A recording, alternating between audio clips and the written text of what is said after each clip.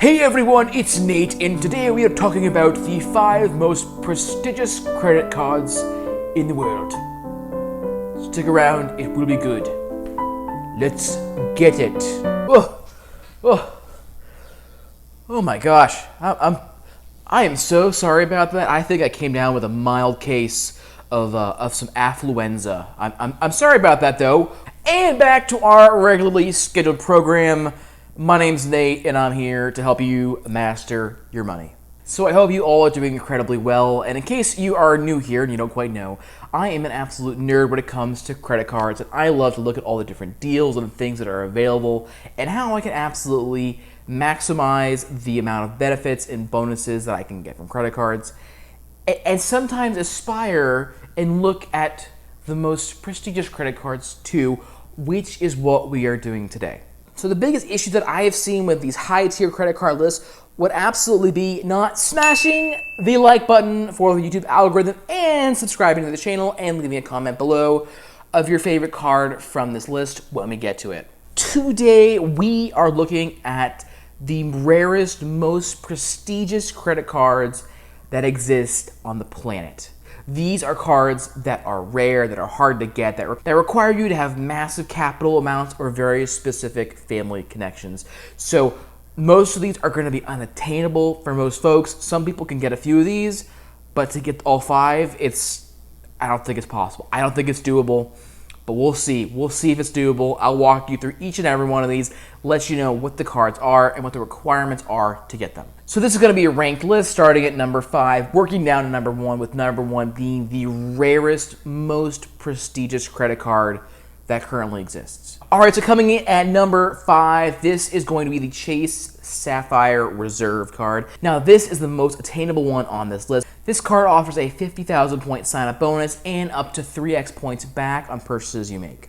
So this card is absolutely incredible so far, but there are a few negatives to it you may want to consider. So just to get this card, you need to have a credit score of 740. That's a very, very high score. If you're new to building your credit, you are not going to get approved for this card.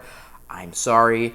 I think, would get approved for this card, and I'm still working on my credit too, so it's a journey. Eventually, I can get approved for something like this, but not yet. So in addition to the very high credit score requirement that it also has a very high annual fee of $550. So this is truly an incredible card, and of the rarest cards that exist out here, this one gives you the best value, I think, for what you get back.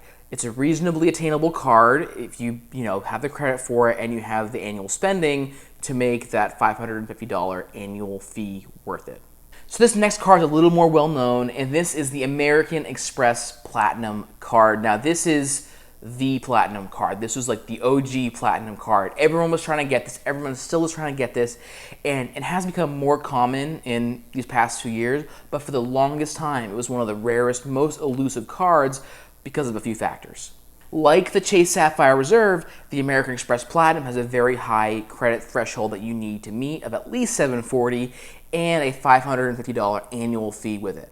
But this card does offer a few perks: a 60,000 point sign-up bonus, up to 5x points back on purchases you make, and an incredibly generous stable full of lounge access perks like Priority Pass and the Centurion Lounge.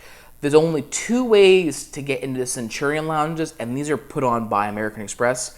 And the 2 ways are 1, to have the Centurion card, or 2, to have the American Express Platinum card. Now, the Centurion card is on this list too. It's a little higher up for obvious reasons, but the American Express Platinum is a way to get a lot of the perks that the Centurion does, but without the $10,000 per year annual fee. Yes, the annual fee is $10,000 for the first year for the Centurion. We'll get to that in a minute though. Okay, so next up is going to be the American Express Centurion card. Now, I just mentioned the Platinum card, but this is the ultimate echelon of upper tier credit cards for the American Express brand. The American Express Centurion card has been known as the black card for decades. Its legendary level of status and clout that goes with it is in everything. It's in media, it's in music, it's in film, it's everywhere. It is known by many. And this level of clout comes with a pretty steep price tag at $10,000 for the first year's annual fee. After that, it's $2,500 per year, but the first year is $10,000 just to get the card. Aside from this, with nothing else considered, you need to have at minimum a 740 credit score to get this card. And in combination with the previous two things, the $10,000 annual fee and the 740 credit score, you need to have at least $10,000 of spending annually on the Amex cards that you already have. So in combination, it's a really expensive card to get, to qualify for, and then to keep.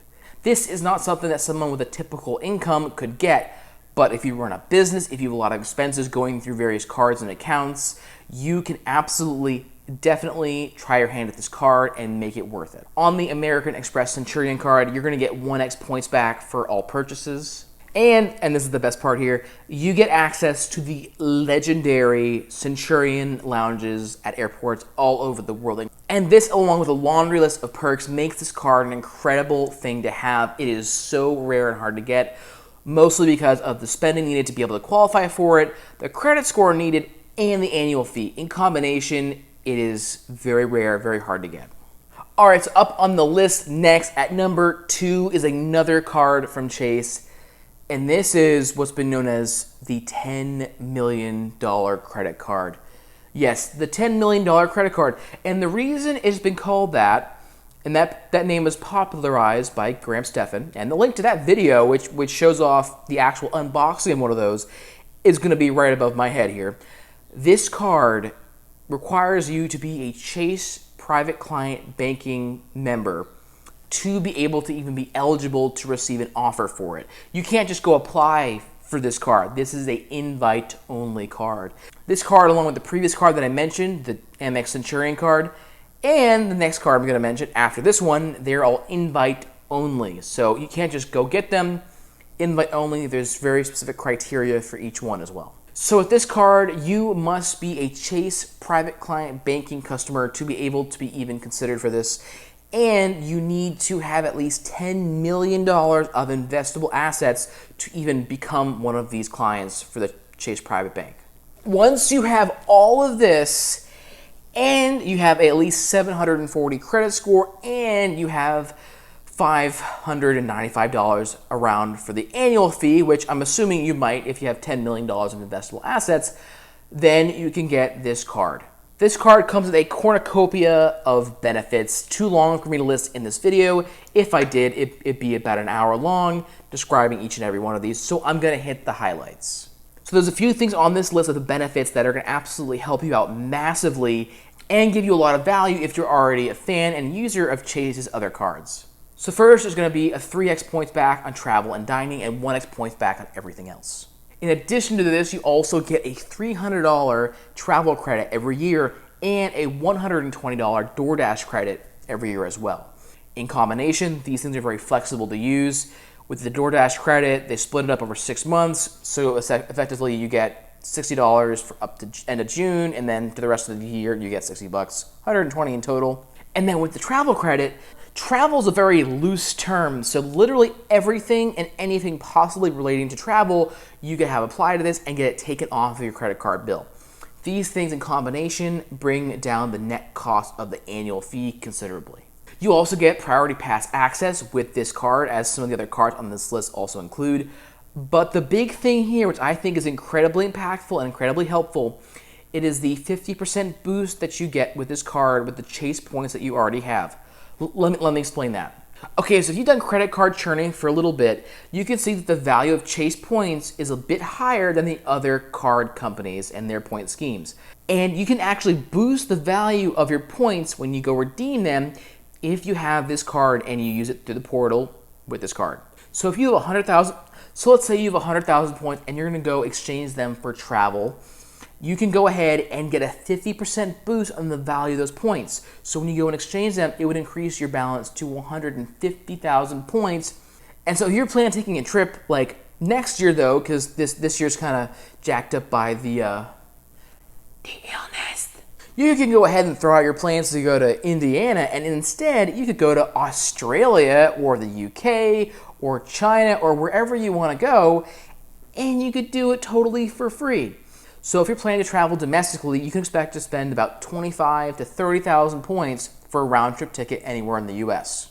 But if you decide to travel internationally, you could potentially pay up to 50,000 points, and with this card, you would have a significantly larger balance of points to use and to work with. So a little side tangent here. At one point, I took a flight that was 16 hours one way, like continuously 16 hours. That's almost a whole day. And when you're spending almost a whole day in one seat, it can be worth it to get a much comfier seat, because if not, you may be paying for it physically and emotionally for the next couple days, because it's a lot. It truly is. So simply with this card, you take the points that you already have and just increase them. So I think it's an incredible value for this, and at some point I do plan to get this card, not right this second, because I don't have $10 million to go invest with Chase at the moment. So I'll get back to you guys when I do. And if you ever see an unboxing video for this card, you'll know that I pulled something off that was not at all the $10 million, but I tricked Chase into giving me that card anyways, because that's a lot. That's like 10 lifetimes worth of money, and I don't have that on me, so that's not happening. Not today, at least. All right, anyways, moving on. This is the #1 rarest, most prestige credit card in the world. This is it right here. It's so rare, there are only 200 of these that have ever been issued, ever. This is going to be the Dubai First Royale Mastercard, and it's really unique for this one specific purpose. So this credit card is unlike the other ones that I've mentioned here because of its incredibly small pool of people that have it. In total, there are only about 200 of these that have been issued. And the reason this card is different is because essentially it requires you to be royalty to get it. Now, this isn't directly stated, but of the card holders that there are for this card specifically, most of them belong to a royal family, whether it's the royal family of Saudi Arabia or whether it's the royal family of England or several other places.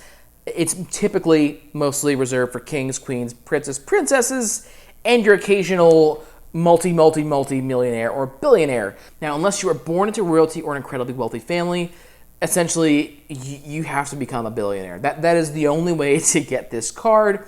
It is absolutely unattainable for most people. And with that depressing fact out of the way, let me tell you its perks and features. The main rule and idea behind this card is to give the ultra wealthy and influential the ability to swipe one card for any possible purchase they could make. So if they are on vacation and they decide that they want a $100 million yacht, they should be able to swipe their card and have no issues at all with it. That's the whole premise and idea behind this card. And Dubai First claims that no matter what their customers go to swipe and purchase with this card, the card will be approved, it will go through with no issues. This is the kind of card for the incredibly wealthy, and it comes with a pretty mild annual fee considering its ability. It has a $2,000 per year annual fee, and along with its unlimited purchasing power, it also comes with a 24-hour concierge that is available to your every beck and call, and they can get you things like event tickets all the way up to a private plane relatively quickly. Now, there are some other undisclosed benefits with this card as well. I don't know them personally, but I'm sure that some of you cyber sleuths out there could figure that out. I couldn't. I can barely turn my computer on, so the fact we got this far is a miracle as it is. And there you have it. This is the top 5 list of the rarest cards in the US. Now, there are a few cards that I did not include here, and the reasons for them is pretty simply they didn't meet the criteria that I had for the very high annual fee, credit requirement, or just exclusivity part of the card. So if you guys like this video, I'd really appreciate it if you would subscribe to the channel, leave a comment, and also like the video.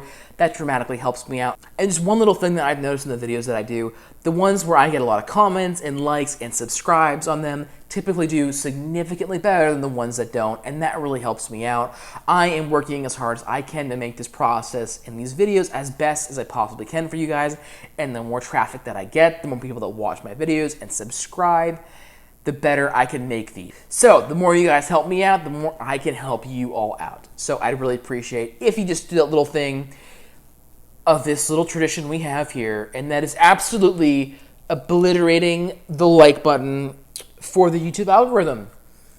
And I'll show you how to do that. It's you just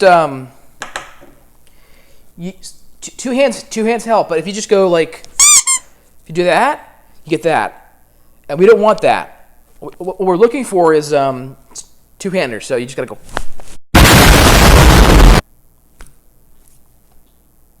So with that said, guys, I hope you enjoyed this video. I will see you guys next week. Bye-bye.